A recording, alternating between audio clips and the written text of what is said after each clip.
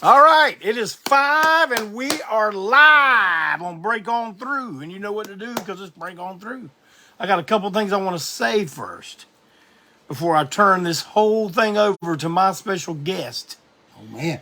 And what I want to say is, if you haven't checked it out yet, go to any of your favorite streaming services, and that includes YouTube, and check out our brand new debut track from the new album, Great Disasters. The song is Wreck Everything.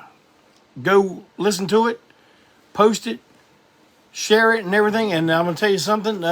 Great Disasters, the CD and the LP will be ready. It will go on sale August 1st is our plan. But you know, in ANTiSEEN world, plans always get shattered like sands through the hourglass. But August 1st is what we're looking at. And I'm going to give you a little sneak peek right now. I'm not going to show you too much because I want to save details for when you hold it in your hands.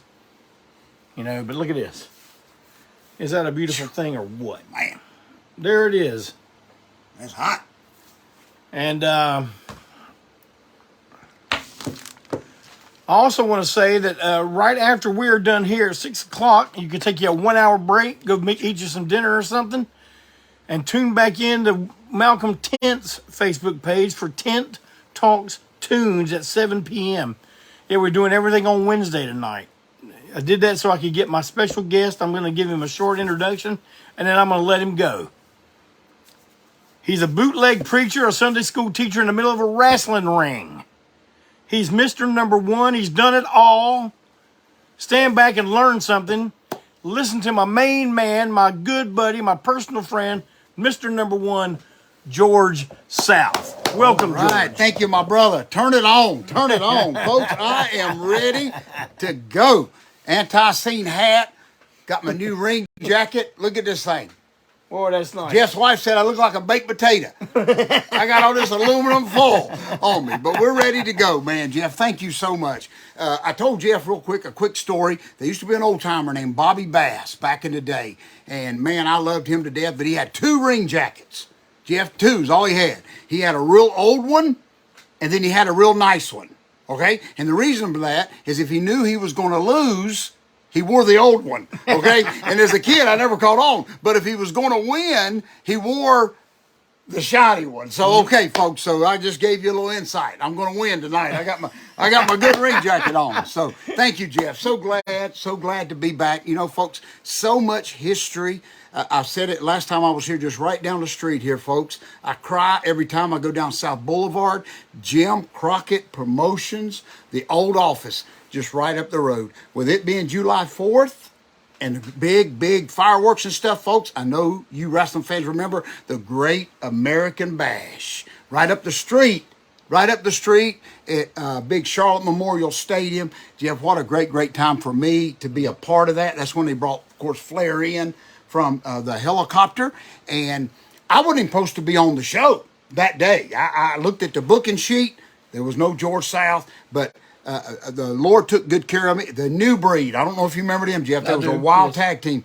Well, it was sad, but they had a car wreck the week before. Real bad car wreck going to a town in the rain. And they messed them up real bad. They couldn't make the show. But there was 2 spots open at the Great American Bash. Mm-hmm. And me and Gary Royal, if you can believe it, the old Gladiators, we wrestled the first match at the Great American Bash. Right up the road in July. One of the biggest one-night payoffs I remember looking at my check that week, and it was so good. I thought, okay, that's first match. Now, what did Ric Flair make in the main event that night? No wonder they flew him in on a helicopter. But just to know that, if you was here in Charlotte, folks, it was all right here. It's what was so amazing about it, Jeff. It was just right down the road. So I drove by there today, took my time. Everybody's blowing the horn. You know, hurry up. But I'm trying to enjoy the Great American Bash. But July was a great week. And but that was I shared this story too. I may have told it last time, but so our checks were ready for the Great American Bash. I couldn't wait to see my check because I'd been making $50 to $100 a week, folks. And I was going in the office door outside, and Big Bubba Rogers Y'all may remember him. He was a manager of the Midnight Express. Well, he had just got his check. And so he passed me in the outside, and we kind of hit shoulders. I said, Bubba, what's wrong with you? And he took his check out. He said, look at this.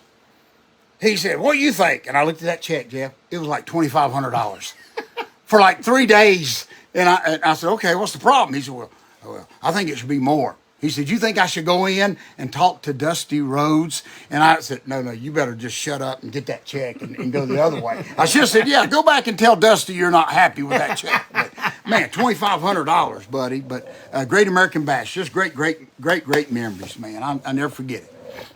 Lord, I'm trying to get you centered here. I thought I had it. You're good, buddy. I thought I had it down before it ain't the camera. I think it's me and my new jacket. Me and my new jacket. And well, let's see some of that jacket. There you go. Look at this thing, buddy, man. And I'm gonna break it out real quick, folks, to show you. I know what a little bit of what I'm talking about. I dug it out of the old cave there, and look at this, folks. This is a classic. This is a Jim Crockett Promotions envelope with an official check stub. Now, every Tuesday was our payday back in Crockett days. So we got paid week to week. And so, folks, listen to me, and I'm going to educate you real quick. There was no contracts back then. So what we got paid was depending on the crowd. So if you fans didn't come to wrestling, we didn't make much money, okay? So I haven't even looked at this. Folks, this is 25, 30 years old. I hadn't even looked at my check stub. So y'all, first time ever, get the drum roll going, Jeff. You're going to find out how much money I made for 1 week. All right, here we go, folks. I'm going to show you right here. I hope you can see it. Oh, man, it's a pretty good week. Jeff, look at this. $520 for 1 week. But look here, and Jeff. that was in 88. That was in 1988. But look here, Jeff. I drove to like 12 towns. Look at this. Well, I know y'all may not be able to see it, but see, it was so neat because, of course, the date and the town. Like here, I went to Atlanta, Georgia twice, man. I went all over the place. But I thought that was pretty interesting, folks. That is very interesting. Just to see. But you know, $520 in '88 was well. That $520 is good right now, Jeff. That's what I tell people. It's good. I remember I did, and I'll shut up in a minute. I did a. No, you don't shut up the whole time. I did one of those WWE roundtables where it was me, Barry Horowitz, and an old timer named Salvatore Baloma or whatever. Well, the first question is, they ask randomly, was $100,000 good money back in the day? And my head's spinning around. I'm thinking, and so Salvatore Baloma said, yeah, I guess it was. And so he put the camera on me, and I said, this was a few years ago. I said, $100,000 is good money right now. Right now, what do you mean? And back in the day. So anyway, I wanted to share that with you folks. Man, Jim Crockett Promotions, a little bit of history right there. $500. People said, man, that's good money. I thought, yeah, but... And see, we didn't get paid gas. We all took our own cars, but Jeff, there was no rental cars.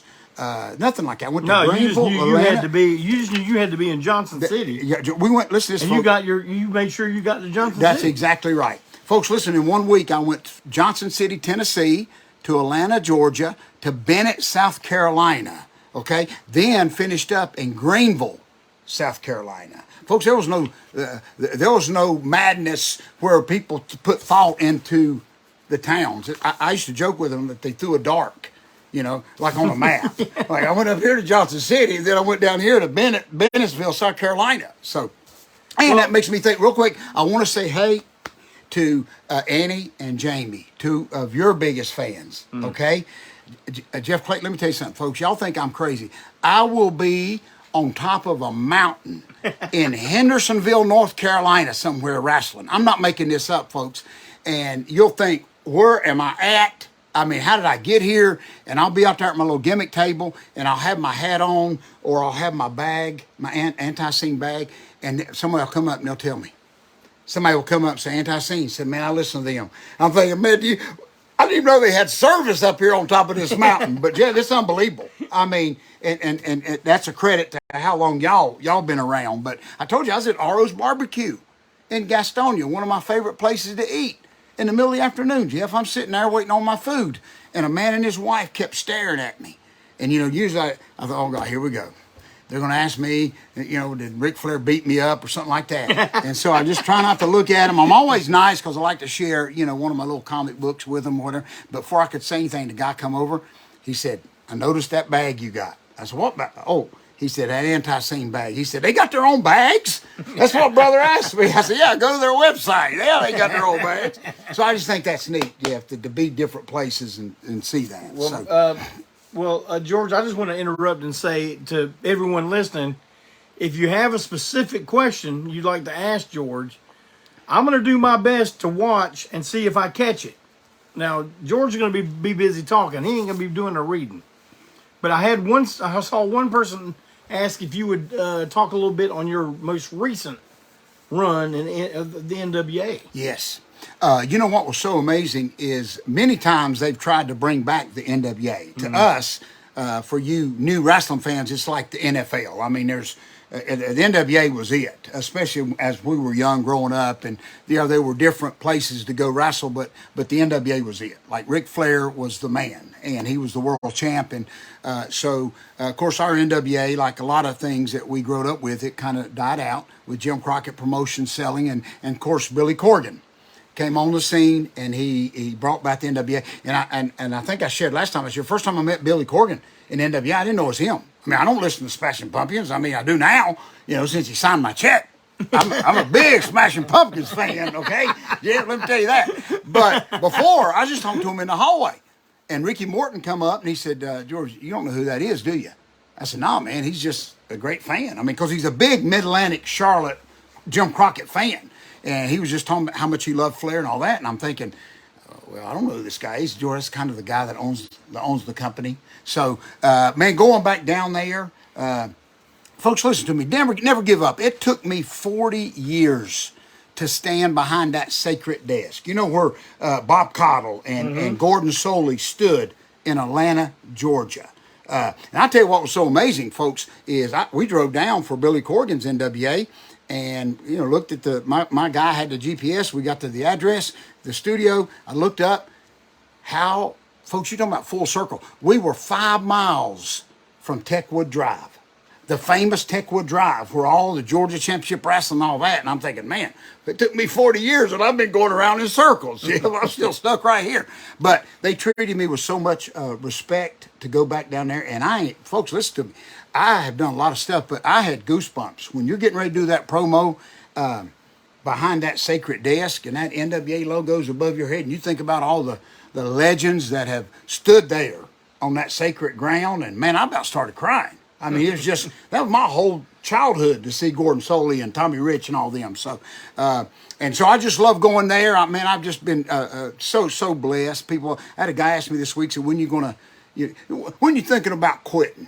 I said, bro, what you expect me to do, folks? I mean, I ain't going to quit. I'm just going to keep doing what I love to do as long as I love it. So much. Well, I'm glad to hear that. Thank you, buddy. Because people ask me the same thing. Ain't that something? When do you think y'all pack it in? You know what? I'll pack it in when it's time to pack it. That's exactly right. And we still love it, Jeff. We were talking earlier about how pro wrestling and your music is so similar and just jumping in with both feet. And I tell people 40 years later, I still ain't got a clue what I'm doing. But, man, I still, and you know this, Jeff, right before you go through that curtain. See, that was my tagline about today. You wanted the best. You got the best. Kiss was busy. Okay, Kiss was a little bit busy, so you got me, folks. Okay, so I hope you're happy. You got me.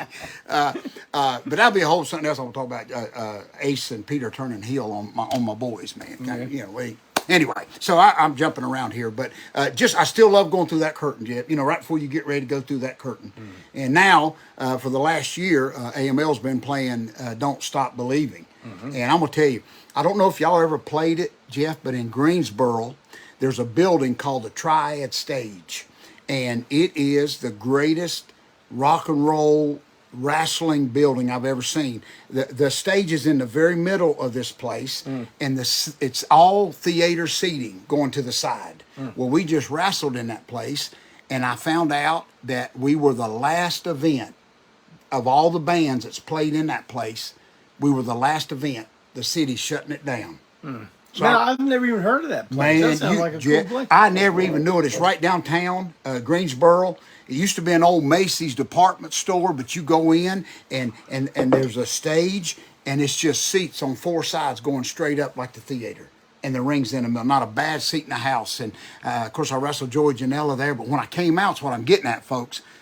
Man, that whole crowd was singing "Don't Stop Believing." Nah. Man, Jeff, buddy, I get emotional to hear them. At least see little kids singing that. You know what I'm saying? And so then I said, that's when I said I ain't never gonna quit this. And then George Janelle hit me with a baseball bat. I thought, oh, maybe I am going to rethink this. Yeah. Maybe I'm going to rethink this. So just those great memories. I try to, I still get excited, to get on the road. And I love meeting new people, Jeff, that I still meet fans. My greatest compliment, folks, is it happens every week, is when a young man will come up to my gimmick table and he'll say, I sat on my dad's lap and I watched you. And you'll hear it as they talk. Their dad may have passed away a couple of years later, but they got that connection. Mm-hmm.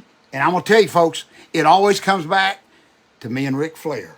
If you know that. I lost, I bet, 20 times to Ric Flair, and people still remember that. That's pretty special right there. That's big. Ain't that something? That's For big. Flair, hey, listen, you read Ric Flair's book, and I told you, I'm his favorite guy. I was his favorite guy to beat up. So I must have done something right, Jeff, okay? But just to hang on to that, and to hear people 35 years later still tell me that they still watch that match with me and Ric Flair. Somebody there just asked, how and when did you start wearing the Batman logo? Oh, I love that. That's a great question. And Jeff, this is what's so funny. We all got kids, most of us got kids, they all grown up. All my kids are grown, but when they were little, they loved Batman, like most of our kids do. And so my kids, I was gone so much on the road, and I still am, they would find a patch, like a Batman patch or something, and they would give it to me. And I would have them sewed on my ring jackets, right? So when I went on the road, nobody knew. They just thought I was some, crazy goofball with a bunch of patches all over me. But they were from my kids. Right. So it's almost like, in a sentimental way, I was taking my kids on the road with me. Mm-hmm. So, speaking of NWA, so I walk out on NWA with my black ring jacket with Batman, Spider-Man, Superman, and everybody on the internet's laughing at me. I look at that old man in that jacket. I used to like superheroes till he came out. And so later, 3 days later, NWA interviews me, okay? And they asked me about the jacket. So I tell NWA, I said, well, you know what? That jacket's kind of special to me because all of my kids, those patches on that jacket, all of my kids who are grown now gave me those patches. Jeff, listen to this. Then everybody that laughed at me tried to apologize, but I wouldn't accept it, I wouldn't accept it. I said, no, you don't open your big mouth. Now I don't accept your apology. So whenever you see the jackets, the Batman signs and stuff, it was just, they're very, very old and it mean a lot to me. And it's just something my kids, and now my grandbabies are doing it. They'll find a patch or something and, give it to me and I'll have it sewed on that jacket. Just, and I'm still leaving them a lot, but it's just, I take them on the road with me. I understand. So if y'all laughed at that story, don't try to apologize. Because I ain't going to accept it. I ain't going to accept it now, Jeff. So, I don't blame you. But yeah, that's a very good question. Thank you for asking that. Yeah, man. And you know what's so funny, Jeff, is like I've got a couple ring jackets I would probably never wear because they were gifts to me, like from Johnny Weaver, some of the 60s and the 70s wrestlers, and they were very plain. And like I've got one of Tully Blanchard's very first robes. And if I showed it to the fans, they'd say, huh? Because it looks like an old bathrobe. But I love that history of it because when Tully first started, they didn't have much money. And there used to be one place, believe it or not, now everybody makes gear and jackets, but there used to be one place. There was a B&A boot shop and a K&H wrestling wear in Ohio, and that was the only place you could get jackets. So I still love the older stuff that fans would probably just, wouldn't care about. Nobody wants much money for the. I mean, you probably couldn't sell the thing, but man, to have that was a piece of Johnny Weaver's, who was such a big baby face here in Charlotte. Mm-hmm. So I like the older look. This is probably the fanciest that, and I don't wear this unless I'm going to win, okay? Y'all don't forget that. Yeah, y'all, if I'm losing, I ain't wearing this one, okay? I need to keep watching that screen. I saw a few questions. Let me see if I can touch it and not mess everything up, George. You know, usually if I start touching the screen. All right. Which wrestlers from the 80s could you always count on to have a good match with? Oh, man. And you know, it's so funny because last time I did a podcast, not with you, Jeff, but I did a podcast, one of the fans wrote in and said, man, it sounds like George loves everybody. Because I had a good story to kind of say about everybody. And that's kind of true, folks. Like in the 80s, if you can remember, Jeff, being a wrestling fan, man, it's like everybody knew what they were doing. I mean, you had bad wrestling too, but in the 80s, sometimes the first match was as good as the main event. So guys like Brad Armstrong, Brad Armstrong was my favorite. You know, the Armstrong family, Bullet Bob was his dad. I used to ask Brad, like, you know, what did your mom wash y'all with in the bathtub? I mean, because all of them could wrestle. You know, I mean, even his brothers. I used to tell him that his grandmother could probably throw the meanest drop kick I ever seen. So Brad Armstrong, Denny Brown, a lot of those guys, Gary Roll, who was my tag team partner, I wrestled him several times, and it was just, man. Yeah, and I know I'm getting crazy here, but it was just a listening and a learning thing for me. Like when I got in the ring with Ric Flair, I didn't open my mouth. I mean, even if he asked me to say something, I wouldn't have. I listened. And Dick Murdoch was my favorite. I seen Dick Murdoch one time eat like a 62-inch pizza. I mean, he ate that whole thing, you know, big Dick Murdoch, and then he had to go out and wrestle Ric Flair. And I'm sitting there thinking, ain't no way he's going to be able to do that. I mean, he just ate a 62-inch pizza. He went out there and didn't bother. He went there and went an hour with Ric Flair after eating that pizza. I wrestled Dick Murdoch outdoors one time. Right before we locked up, this big old dragonfly come flying. It was outdoors at a baseball stadium. This dragonfly was this big. And this is the greatest thing I've ever seen. It was flying around our heads, and we're trying to act like we don't see this dragonfly. I mean, it looked like Rodan. You know, that thing's fixing to land on us. And Dick Murdoch threw the perfect punch and hit that dragonfly. I mean, like it was playing. It looked like it was playing. Killed the dragonfly. Dragonfly fell down, and then Dick Murdoch grabbed it. He dropped a big elbow on the dragonfly, and he got up. The dragonfly was stuck to his elbow. And I'm thinking, now how the heck we supposed to follow that? But and I'm trying not to laugh. I always loved Dick Murdoch. Oh, what was the chances of him being able to hit that? But he nailed that thing right in the head, and it died. And we wrestled with that big old dragonfly on him. But I love Dick Murdoch. I always had a good match with him. And if you notice, fans, of course, in the 80s and stuff, all the matches look competitive. Like, my greatest compliment is when fans come up now and say, man, you know, I thought you was going to beat Ric Flair. I thought you was going to beat, you know, Dick Slater or somebody like that. And it was just a testament to those guys that they could take somebody young like me. And I tell you what taught me a good lesson is I was 18 years old and I wrestled Lou Thez, who was probably what we call one of the toughest hookers in the world. I mean, he could break you in half just looking at you. And I was very fortunate and very blessed. I knew who he was through the magazines, okay? Because there was no internet or nothing like that. And so he was in his dressing room. I knew I was wrestling Lou Thez. I was 18 years old. Didn't have a care in the world. What is this old man going to tell me, Jeff? And so I go in his dressing room early in my career, and I start telling Lou Thez what I was going to do to him. That lasted like 5 minutes. He said, first of all, you're going to shut up, and you're going to listen. And boy, I did too. Now, we got out there in that match, and he could have really, I mean, he was older, but you could just feel the strength in that old man and why he was a world champion. But he always liked me. After that, after he had to tell me to shut up, he didn't have to tell me twice. Told you I went up to the original Sheik, not the Iron Sheik, bless his heart, that just passed away. I'm talking about the one and only original Sheik, okay? I wrestled him. I was 19 years old, and I wrestled the Sheik. But he beat me up so good, he asked for me the next night, Jeff. Yep. So to see him pull out that pencil that you've seen in the magazines, you're thinking this is going to either be the greatest thing in the world, I'm fixing to die, one or the other. Now, see, you told me that story. You told me that whole story. But I don't know if you did it on camera. Because, folks, I'm going to tell you what. After we do the podcast here, we go in there and have dinner.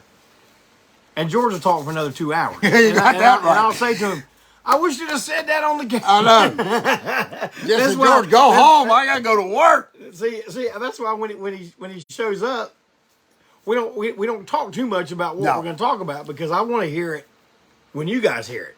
You know.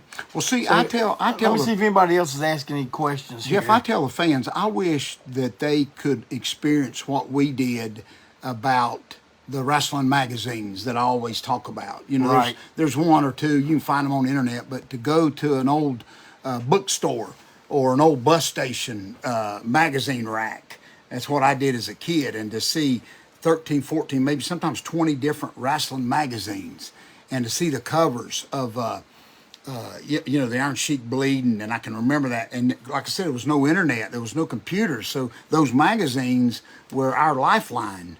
And I tell you, you know, me going to Atlanta for the first time, sitting in that dressing room, scared to death at like 19 years old, and all of a sudden the door opens and there's Jerry the King Lawler, you know, and there's Jimmy Valiant, Boogie Woogie Man, and there's Ox Baker, you know, who had just done that Return to New York movie with Kurt Russell.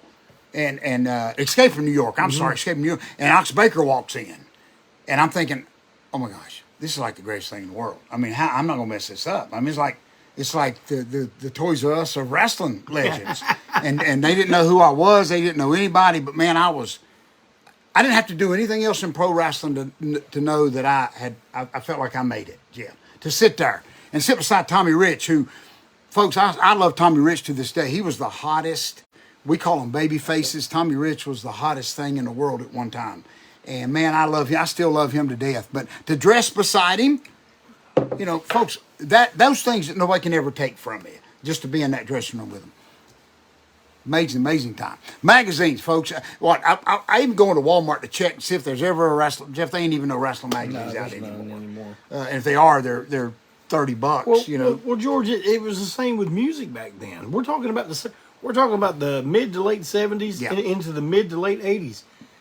Everything we learned about music, like we saw pictures of Kiss before we ever saw Kiss move. Yeah, we did. Oh man, we didn't know how they looked when they were playing. We just saw all we had was pictures. Yeah.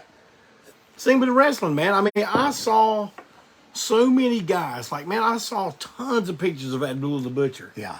But I always said, oh, he's my favorite. Right. I've never seen him wrestle. Yeah, that's right. That's right. You know, but I saw a ton of pictures, you know. You know, Jeff, I told the fans, I may even shared it here last time I was here, that it made you learn to wrestle real good and real quick, because let's say I wrestled Brad Armstrong on a Monday in Charlotte. Well, on a Tuesday in Fayetteville, I may wrestle Brad Armstrong again, okay? Yep. And we couldn't go out there and do the same match, okay? Because fans traveled. Does that make sense? Mm-hmm. Yep. They would travel, and we had to give them a different match every time. Mm-hmm. And that's where you really learn. You couldn't go out there and do the same stuff like a lot of guys, you know, may do now. But because those fans came, they would travel with you. Man, we had Grateful Dead fans before Grateful Dead fans had them. Fans would travel and see us. And sometimes, you know, 3 or 4 days a week, we would wrestle the same guys. It had to be different every time. Okay, somebody here is asking a question. Did you ever do any work for Roy Shire out west? No, sir. No, sir. I never met him. I know exactly who they're talking about. No, I never did. Again, when Roy Shires was running, that's when the territories were around, Jeff. Mm-hmm. You know, now people think, okay, there's WWE, there's AEW, and that's about it. But in the 80s and 90s, Jeff, there was probably 40 or 50, folks, different companies that you could go work for. Mm-hmm. And it was a respect thing. There was no contracts. There was a respect thing to where if I ran shows in Atlanta, Jeff, and you ran Charlotte, you didn't come to Atlanta unless we talked. Does that make sense? Right. Yeah. Like I wouldn't come and run your building unless we talked and we would trade off talent. Does that make sense? It does. And it was just, there was no contracts. We just respected each other's. You think in Georgia, Charlotte, and Tennessee, that was 3 different places you could go wrestle. And I loved it. That's why, you know, people say, George, you never really, they don't understand how much I did travel. But when you go, Ole Anderson told me one time, when you go to a place and find a home, try not to leave. Mm-hmm. Like what I was fortunate to do is early on in my career for Dusty Rhodes is buy a little house here. So I traveled. I kept the family here. Mm-hmm. You know, I didn't load them all up like you see a lot of guys have to do now. It was hard on us, but man, I always had a home to come back to. Yep. So, but you know, people asked Ole and Gene Anderson, they said, y'all never left. And Ole said, we didn't have to. You know, if you're making enough money here, why would you? Mm-hmm. But man, you're thinking 30 or 40 different companies and I was able to wrestle for a lot of them, but not Roy. And the reason to answer that question with Roy Shires, there was always someone else running if I did want to go to one, if that makes sense, Jeff. So I never had that opportunity to go. Okay. Good question. Let's see. Any fun memories of man. Harley race? Listen, let me tell you something. Harley race, y'all folks ain't seen Pressure. Everybody knows I've got a wrestling school. Well, listen to this. Right before Harley died, a few years before Harley passed away, everybody knew he's from Missouri. He had a wrestling school out there. He invited me to come to his school, okay? Not for him to train me, but to hold classes, Jeff, in his school, okay? Now, I was so excited and so thankful that he asked me. We drove out there. It seemed like we got there in like 30 minutes, okay? Drove all the way out there. And so I'm in Harley Race's training academy. Oh, my goodness, who was the greatest world champion of all time. And he wasn't there when we started, and I'm thinking, well, maybe he's going to come later or whatever. So I had his students. We introduced ourselves, and we're getting ready to train. Now, listen to this, Jeff. The front door opens. It was like John Wayne walked in. Now, Harley, he had got him one of those little scooter things that he could ride around in just to help him get along, all the bumps all those years. So we were getting ready to start training. I just introduced myself. The front door flies open, and here comes Harley Race. The greatest world champion on God's green earth. And listen to me, like Indians circling the wagon, Harley circled that ring like 4 times. Jeff, I about peed my pants. I'm just telling you. Like, he's the greatest man in the world. And he's circling, I ain't even did no training, but he's circling the ring, like circling the wagons. I'm thinking, oh my gosh, he's going to stop and he's going to watch. And I'm going to tell you, Jeff, it was just like a Kevin Costner movie. He circled around, and then he pulled right up to the side of the ring, and he just bumped it with his little scooter, boop, boop, and stopped right there. Did his arms like this, Jeff. And that was probably the most nervousness that I'd ever been in my life. Like now, you either got to put up or you got to shut up. Right. And for the next 2 hours, it was the greatest time of my life. He let me train his guys. Now, of course, and I'm so thankful, he gave me his input. You know, he corrected a few things, which was, I was in heaven, folks. But to have Harley Race there, and this was the greatest thing to answer your question about Harley Race. So we get done training, and we're all tired, and I'm thinking maybe we'll go to a little Waffle House or something, and Harley, in that voice, he says, "Kid, how would you like a hamburger?" And I said, yes. I mean, I'd eat dirt with Harley Race, Jeff. You understand? I'd eat mud with Harley Race. So he said, come on. So we get in Harley Race's car, okay? And I'm in the back seat, and Harley's up there driving. We go to this, it's like we drove 3 feet, and there was this old-fashioned hamburger place. And no brand name or nothing, just like hamburger. It looked like a garage and a hamburger place. And Harley pulls up. And I'm in the back, Jeff, thinking, it's just a few years ago, I'm in the back thinking, this is like probably the greatest moment. Like, Harley Race is fixing to order me a hamburger, okay? And I didn't tell him. He said, what do you want, kid? I said, anything.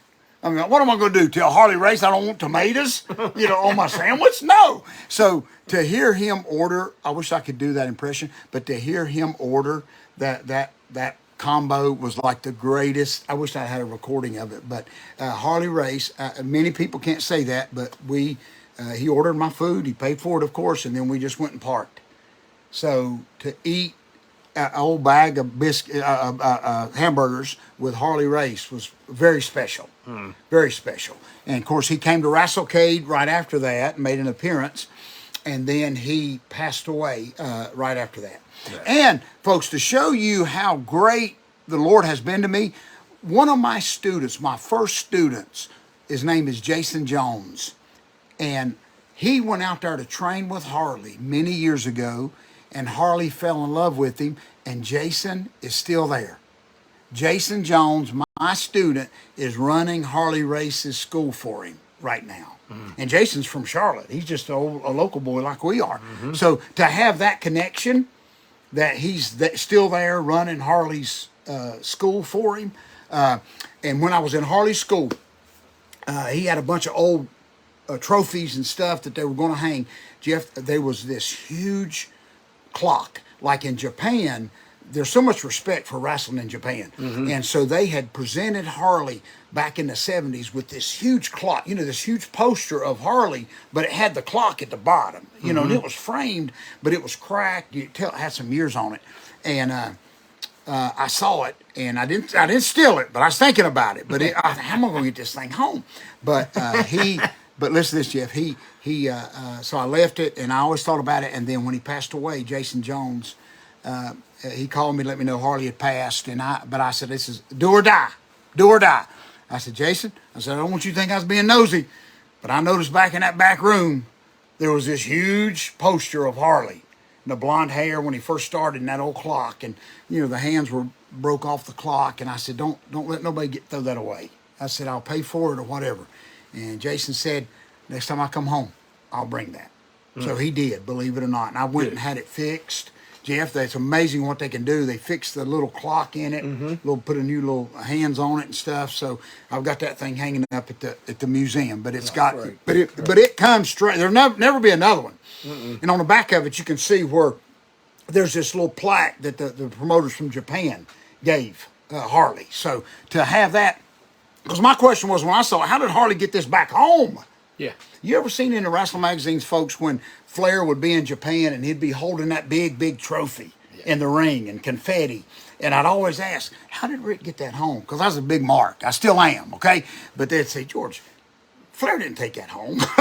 You think they did because it's that huge trophy when Flair's there. And no, they just kept it. They kept it till you came back over there. So Harley was the best, and those memories of just training there and eating a hamburger with him, man, is just unbelievable. That's a great story. So, first class. All right, come on. You got any more questions? Let's see if I can see them. I got some stuff for we in a little bit. I got some presents for you, Jeff. Oh, great, and, buddy. I want to do these. I want to do these on the air.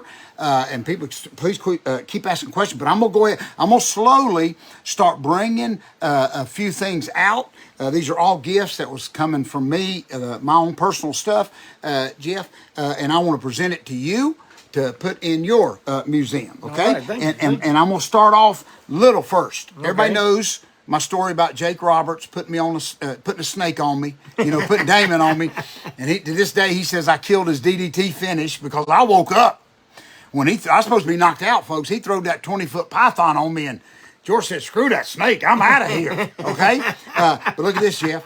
And I don't know if you've ever seen this. This ain't a Funko Pop. This is way before Funko Pops were ever even Funko Popped. Okay, this is early Jake. Oh my goodness, the Snake Roberts. Okay, folks, I'm gonna show you. Thank you so and look much, this, George. Jeff. I don't play around, buddy. And Jake Roberts signed. autographed it. Oh man. Okay, buddy. I don't even know if you. Well, I know you can't find them. I don't have one of these. Okay? I don't have one of these. But I don't think you got that one. Now, Jeff. Vinyl aggression. I thought about you, folks. Bear with me. I got a little sack here. Just a few more things. Now, Jeff, you'll love this. I had a buddy of mine. He went to Mexico.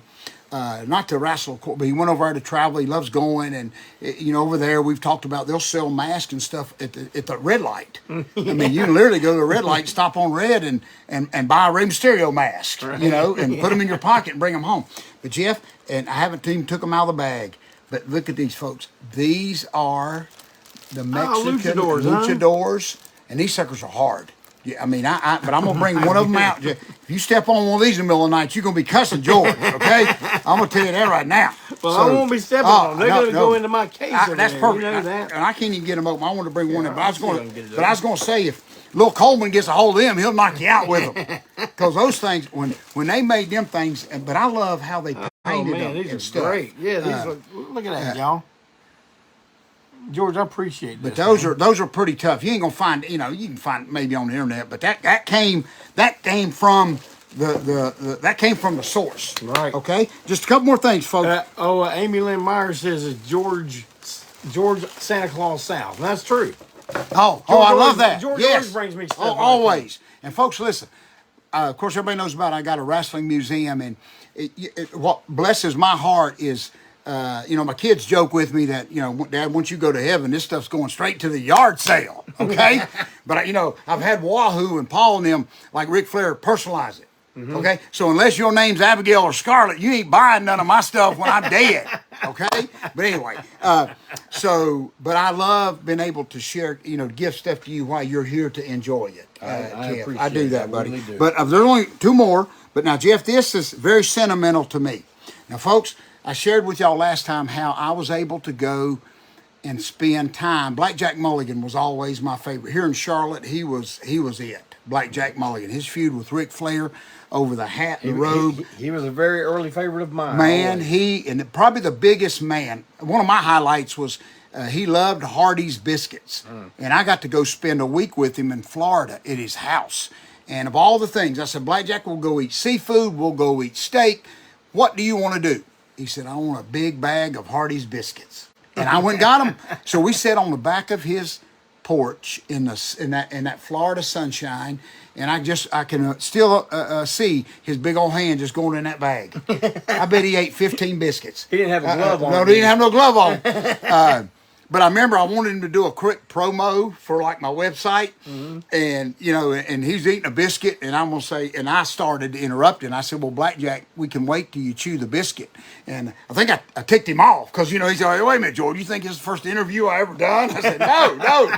He said, "I can do it eating a biscuit." But Jeff, listen, before I left Blackjack's, he gave me a few things from the museum, and he gave me some very, very special stuff. But he gave me 3 tank tops, okay, that he used to wear to the ring. Now, he was a big man. He didn't wear ring jackets like what I got on, but he wore tank tops, and it had his logo in it, which was a horseshoe. And, Jeff, he gave me 3 of them, okay? One's hanging up in my museum, and I keep one of them in my wrestling bag. And, folks, here is the 3rd one, okay? Man. Now, Jeff, this is from the man. If I can open it up, folks. This right here is Blackjack Mulligan's tank top. This thing's bigger. This thing is bigger. Look at this. This thing's bigger than a coffee. This thing is a bed sheet. But see, there was his logo, folks. And then, of course, our Texas. But this, and Jeff, you know what? You can find, and I'll find us one, but every now and then a picture will circulate on the internet where he would wear them to the ring. Because one of your fans had asked about Kevin Sullivan, and I'd shared that story about him and Blackjack. They feuded down in Florida. And they did the ultimate good versus evil, where everybody thought Kevin Sullivan was a devil worshiper, and Blackjack was like the savior. And Blackjack was telling me the story about it. He said Kevin Sullivan never came on they let people's imagination run wild, which is what wrestling should be. I shouldn't tell you how to think. I shouldn't tell you who to cheer or boo. Well, anyway, so Kevin Sullivan, he never came out and said, I'm a devil worshiper.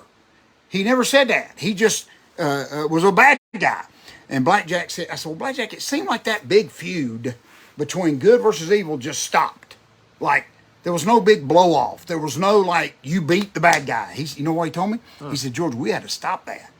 He said, people started believing it so much that they went nuts. He said, we'd show up to the arenas and they'd be burning cars. He said the fans were so engulfed in this feud, he said it got too real. He said, so they had to back off a little bit because people were taking it, man, they were marching the streets with torches and everything. And Blackjack said, well, we want you to believe, but we don't want you to believe like that. Right. He said they'd have cars. But Jeff, listen, folks, y'all better get the kid. Blackjack used to do a promo where he said, get the ugly kids out of the kitchen. He said, bring them ugly kids out of the kitchen. Folks, what I'm fixing to give my boy JC is one in a lifetime. Okay? Folks, I'm telling you this right here. If Jeff could sell it and we'd never hear from him again, I'm going to tell you, brother, I'd be here hosting this show, and then y'all really be ticked off at us. But Jeff, this right here, I was very, very blessed and fortunate to get it, okay? And because everybody knows how much I love the old famous wrestling mask men of Tim Woods and them. But Jeff, there'll never be another one of these. And this is going to be left here when Mr. Number One leaves. Jeff, I'm going to fans, y'all better buckle up. This is the last thing in the bag. And Jeff, I got to fix it before I present it. Okay. Jeff, look at this. This, folks, it may not look like much to y'all, but this is a original Assassins from Jim Crockett. Folks, listen, there was only 2 real assassins okay? Jody Hamilton and Tom Ernesto was the original ones. Now, I always joke in wrestling about, everybody claims to be an assassin. You know, like I'll meet a guy at a gas station. He'll say, man, I used to wrestle. And I already in my mind, I'm thinking he's fixing to tell me he was one of the assassins, which you know he wasn't, right? Because, and I know there's been several over the years, but this was one. Jeff, there'll never be another one. The quality in this thing, folks, but this was one of the, and of course it was Assassin 1 and Assassin 2. But Jeff, folks, if y'all, I know this just looks like an old piece of cloth to y'all, but the history behind this, the legend feuds of the Assassins and Dusty Rhodes and all them, Jeff, this is it, buddy. Okay, and I better give it to you before I change my mind. Okay, I was about to say, George, is it April? April Fools? No, it's not. But Jeff, that is yours. That is the Assassin. I don't know what to say, man. You're gonna get these people catching me on here getting emotional. Listen, here now. I'm telling you, folks, the history of the Assassins. You talk to anybody that your moms or dad and uncles and them that were great wrestling fans, and they'll tell you who was the meanest heels in the world at one time, and it was the Assassins. And of course, I got to know Jody the years later. He was working for WCW, but man, that's it. That is one of the Assassin masks. That comes straight out. Man, I don't know what to George say. South. Thank you. See, I knew Jamie. I knew Jamie would like that. She loves the old school days. But that is that's it. There'll never be. Of course, Jody passed away a couple of years ago. You still have one? You still have one of the other ones? No, I do not have. That was the only one. But it's yours now, and I know it's in a good home. It is in a good Jeff, home. And I know you'll cherish that thing. Now those people will sit there and tell you, well, Clayton sells there. Man, I sell my ANTiSEEN. But it means more to me to present it to you. I know people say leave it in the wheel, do stuff, do this kind of stuff, but it means more to me to be able to give that to you. And you know, I joke with people. You know, my preacher says, if you're gonna send me flowers, do it now, Jeff. You know what I'm saying? Don't wait till I die so somebody else can get my flowers. You send them now. But that is it's an honor to be able to share that with you. It's a great honor to accept this, man. That's it. The Assassin right there. I don't have much planned to say for it because I didn't know see, this was coming. I'm pretty sure people, if you get particular on me and you say, okay, George, you left us hanging. You said there was an Assassin 1, Assassin 2, but that came from Jody Hamilton, which to me, there were two, but he was the Assassin. He was the Assassin number 1. So that, and to think, folks, here I'm gonna let you, I'm gonna break kayfabe here a little bit. What I love about this mask, Jeff, remember when the bad guy would have you beat down, he would always take something out of his trunk. Mm-hmm. Remember, Jeff? And he'd put it up in his mask. You remember that? And he would always headbutt Dusty. You know what I'm saying? And I remember first time I ever met Jody Hamilton, I couldn't wait. I mean, I was much older, but I couldn't wait to find out what in the heck was that? Was it brass knucks? Was it a rock? And then I go to Jody Hamilton in the dressing room. I said, Jody, please, just one question. You got to answer this question. What was that you would put up in your mask? Jeff, he looked at me like I was a complete idiot. You know, and folks, he didn't have nothing. He was so good. I said, man, he's got to be a rock, right? But I thought back as a kid, if I headbutt you with a rock, how come I don't get knocked out, Jeff? You know what I'm saying? How come it don't knock me out? But he said, George. And then I just kind of walked away like a big goofball. But I'm thinking, man, he was so good. Because then he would take it back out, Jeff. You know what I'm saying? Right. And then he'd put it back in his trunks. And of course, I'd be, a little kid saying, look, Ref, he's got something. He's got something. But it never made sense to me that if he puts brass nuts in there, how come it don't hurt him? But I'm putting too much thought into it. Well, man, but there's something I want to say. It sounds like I'm going off on something else, but it comes back to all this right here.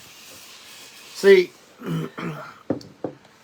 I've got a bunch of old ANTiSEEN stuff, and I've been selling some of it off. Oh, look, I love this.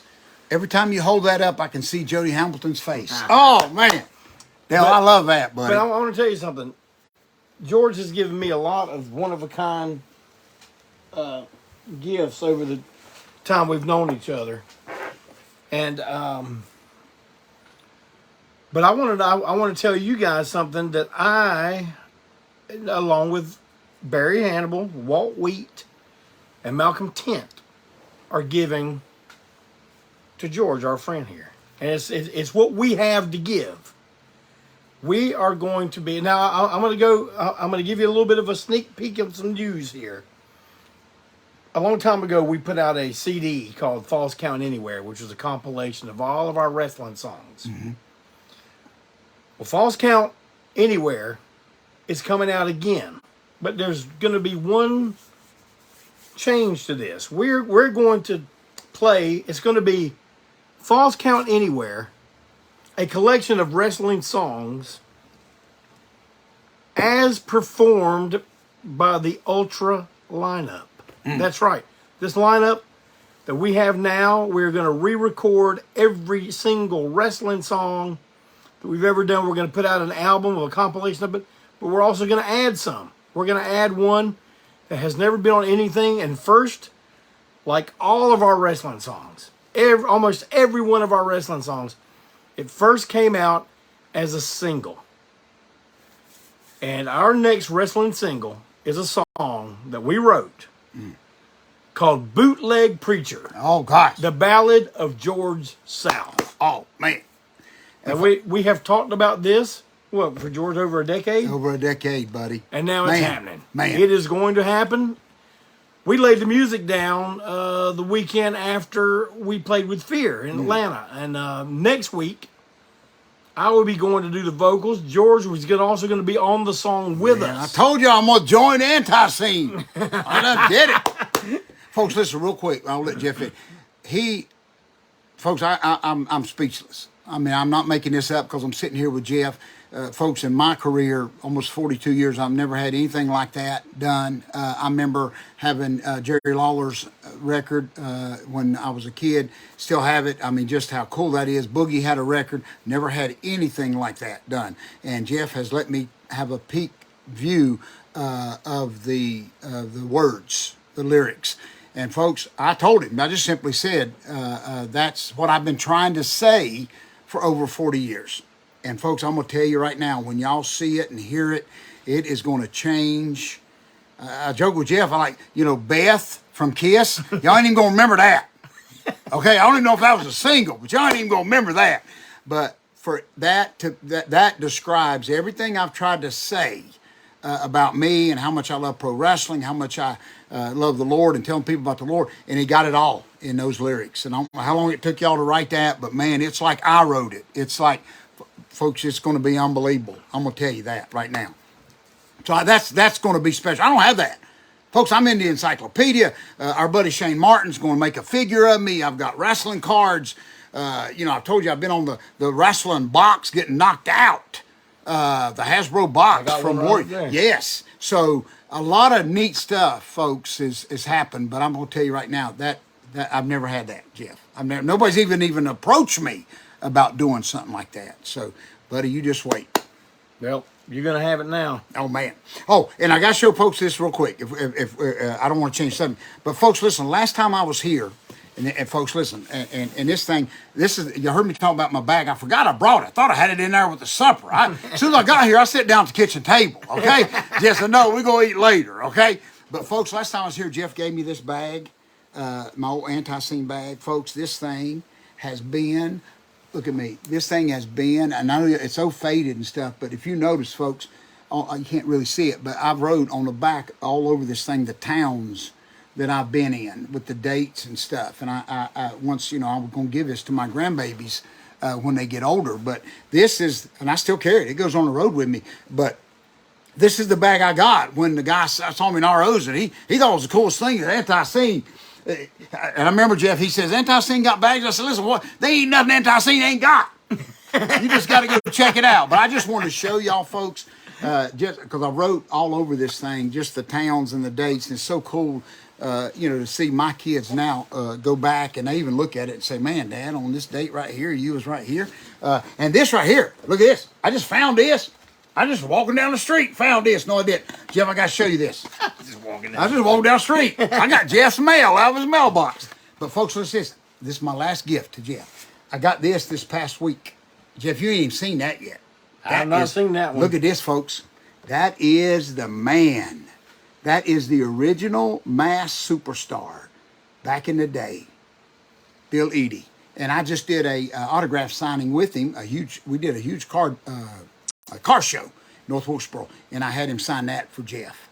And brother, he for a lot of you fans that know, he became Demolition Axe in the WWF much later. That was my childhood right there. What's so funny, Jeff, is I'll be doing a signing with him as Demolition Axe beside me, and we'll be talking, like we're talking. I mean, I love him, but then all of a sudden, later, he'll put the mask on. Jeff, I become a kid again, okay? Yeah. And then all of a sudden, I scoot way over to him, okay? And then I just talk his head off. Once he becomes the mass superstar, I just talk his head off. And, well, I don't know if I can show him this one, Jeff. You can show it to him. Can I show it to him? Mm-hmm. Folks, listen to this. With what we mentioned earlier. Let me set it up first. Okay, yeah, please. When we do a single, you got to have a B-side.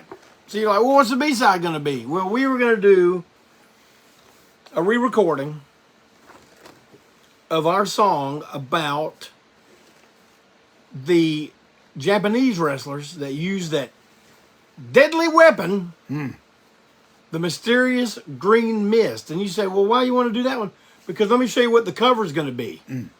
The cover is going to be this photo right here of the Great Muta using the green mist on George South. Now, how good is that? Folks, ain't that something?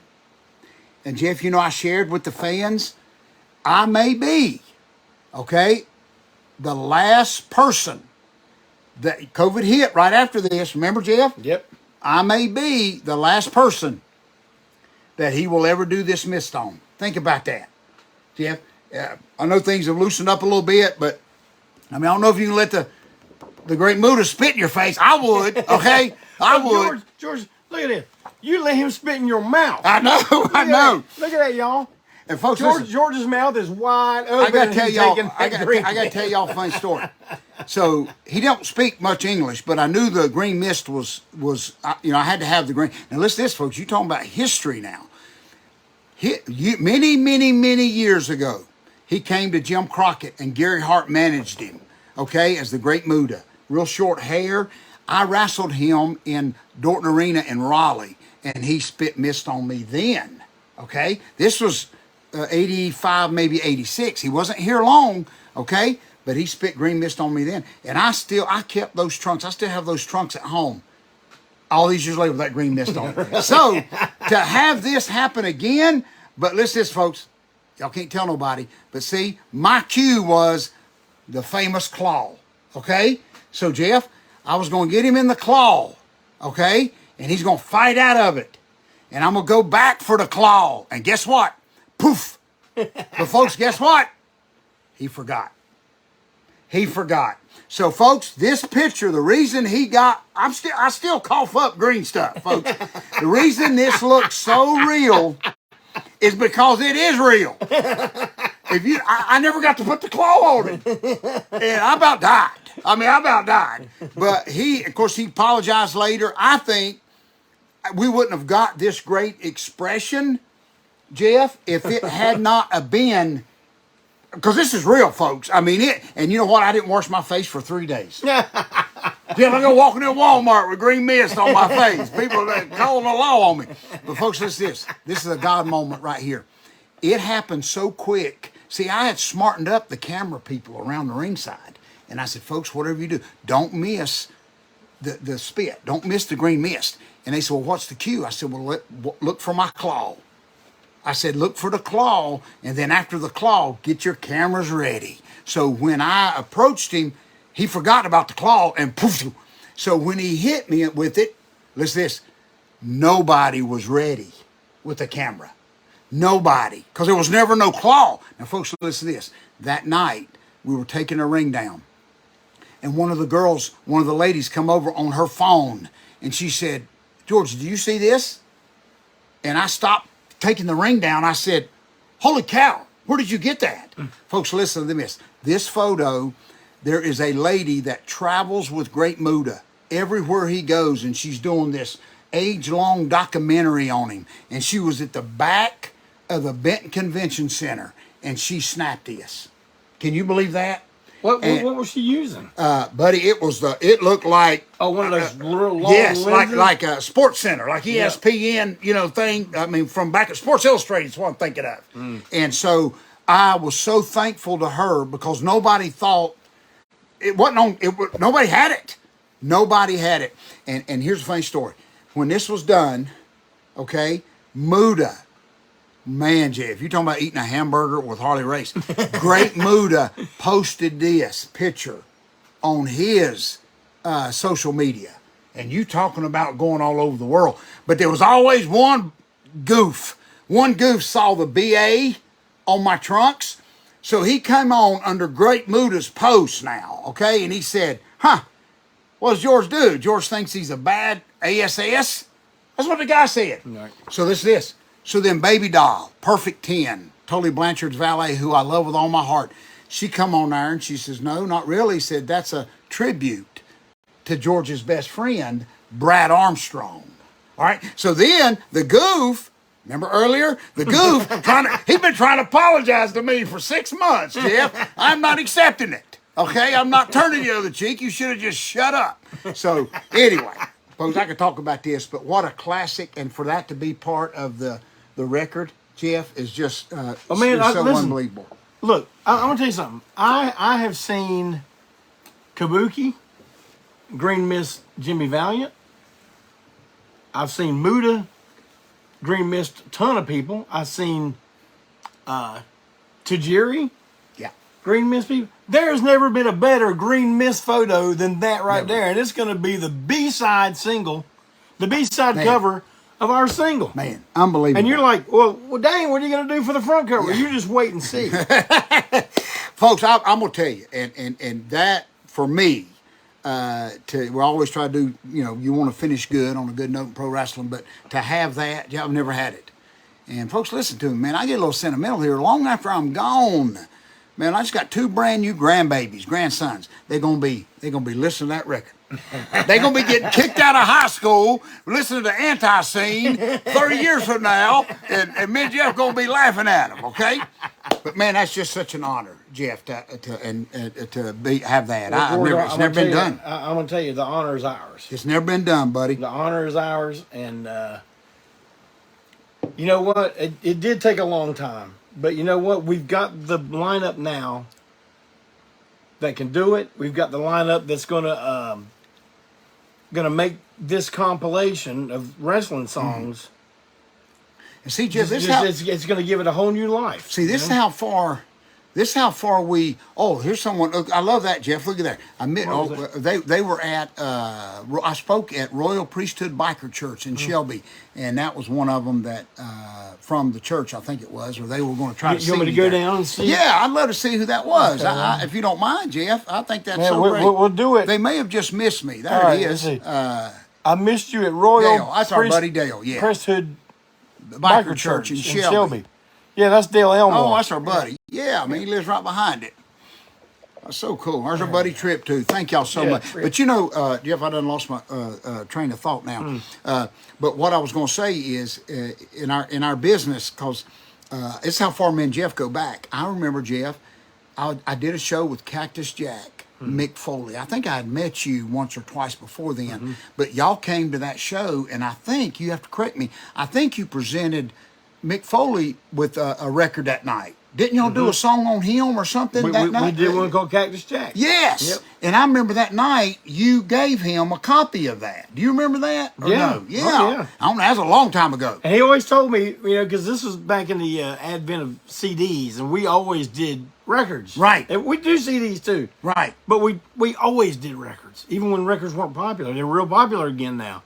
But we gave him that, and he's like, well, I don't have a record player. I'm kind of like, well, in my head, I'm going, well, I don't know what to tell you about that. Yeah, I'm going to buy you. It's like when we bring in a big name wrestler to a show, and a lot of the schools, they've only got so many tables, and we won't have a table. And it's like they look at us like, okay, where's my table? And I'm thinking, well, like, go down to Walmart, and spend $25 and get your table. What the heck? I ain't going to get you a table, too. So, man, that's enough of that. So. Oh, it's the first lady. You want to come here for me? Yeah, come here, Rebecca. You'll come here and say hey. The first lady's from afar. The first lady's ringing the imaginary dinner bell. Oh, you go. So me and George are going to go eat. Folks, in our day, when you wrestled on TV and you went too long, okay, because you had a time limit, if you were going too long, everybody remembers, I think I've told you this yet, everybody remembers Gene Anderson, a real old timer. And for his one job was he would be behind a curtain. Okay, and the referee had to look for him. So if you're out there and you're wrestling and you lose track of time, and so when Gene Anderson stepped out of that curtain, listen to me, guys, you better end it. You better go home, okay? Because if you don't, you're gonna die. So basically, First Lady just walked out behind the curtain, okay? so we better Yeah, we're going to go ahead and wrap it up with George. Man, it is always. Man, Jeff, great I love to have it. you. Folks, listen, I do podcasts. I talk. I love to talk. I love to talk to people. But I'm going to tell you a lot of it, I start backpedaling right away because I know when someone is a friend. I know when someone just wants to hear the latest scoops about wrestling. One of the last podcasts I did about a month ago, the guy said, well, man, you didn't really talk bad about nobody. And I'm thinking, huh? Man, I've had 42 years of great life. Yeah, there have been jerks in pro wrestling. There's been goofballs in pro wrestling. But, man, I wouldn't have traded. I learned so much, Jeff, I wouldn't have traded anything. And, folks, I'm going to end it with this. If you think pro wrestling still doesn't mean something, I posted about it on Facebook. I come home from a show late at night. I'm so hungry. I hadn't ate all day. We had to get there early, set the ring up. The only thing available is Cookout.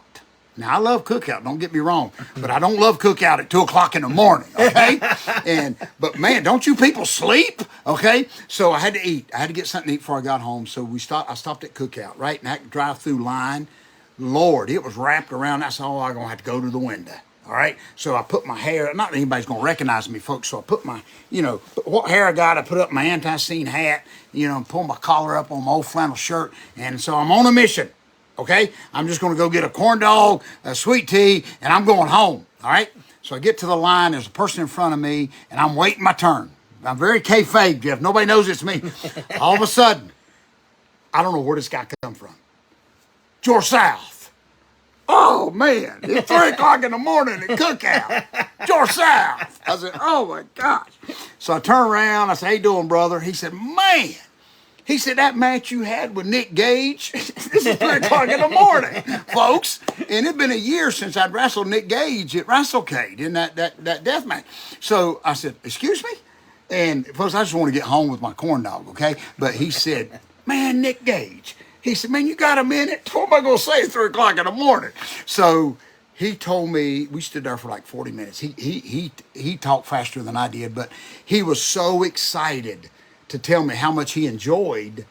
He said, man, I thought you was crazy. You got Nick Gage, he's half crazy, and then you challenged him, and he accepted. And I'm thinking as he's talking, this guy, he's probably my age, but he's the biggest wrestling fan. Yeah. Mm-hmm. And I want to tell him, don't ever lose that. Right. I mean, maybe not, chase me down at Cookout at 3 in the morning, but man, he would still be there with me talking. But and then later I text Nick Gage and said, you ain't gonna believe this. I said, people will remember if you do something that makes them remember, if that makes sense, Jeff. But that was pretty cool too. So I said, yeah, he said, a Cookout? I said, yeah, we got, people remember us from a Cookout. So pro wrestling still grabs people's hearts, not as much as it used to, but it still does. And people will still believe if you give them something to believe in. I believe that, yeah. I believe that. Thank y'all. Folks, thank you. I love all of you, man. Thank you so much, Jeff. Jeff said, hey, I talked for 3 hours. So, man, I love you, my buddy. Very good. Brother. Thank you, Jeff. Thank you for everything. And, folks, we're going to have George back. We're not going to wait so long next time. And you're going to come back again, right? I would love to. Yeah, we're going to have him back probably at the end of the summer. We're going to go cash his check, $550, and we're going to split it. Okay, yeah, right. We won't get nothing with it. Okay, we'll Cookout with it. That's all we get. We'll get a corn dog. Cookout with it. All right, well, guys, thanks for coming. Thank George, thank you. Thank you, man. God bless all of you. What a great time. As I always say every week, I really appreciate y'all. I told you, Jeff, I noticed this guy's ANTiSEEN shirt that he had on at a show, and I had to get a picture with him. It was just a random fan come up with the ANTiSEEN shirt. All right, well, man, you know what? We love you all. Thank y'all. I love you all for coming and hanging out with me every Tuesday. This week It was Wednesday, but you come and hang out and get to listen to this man right here. I can listen to him all day, and believe me, buddy, he could talk to us all day. Man, amen. Man. And I love him. I feel sorry for the First Lady because she's got to hear me for the next 2 hours. All right, guys. We'll see you next week on Tuesday, as we are regularly on Tuesdays. Thank you. Thank you so much. We'll see you then.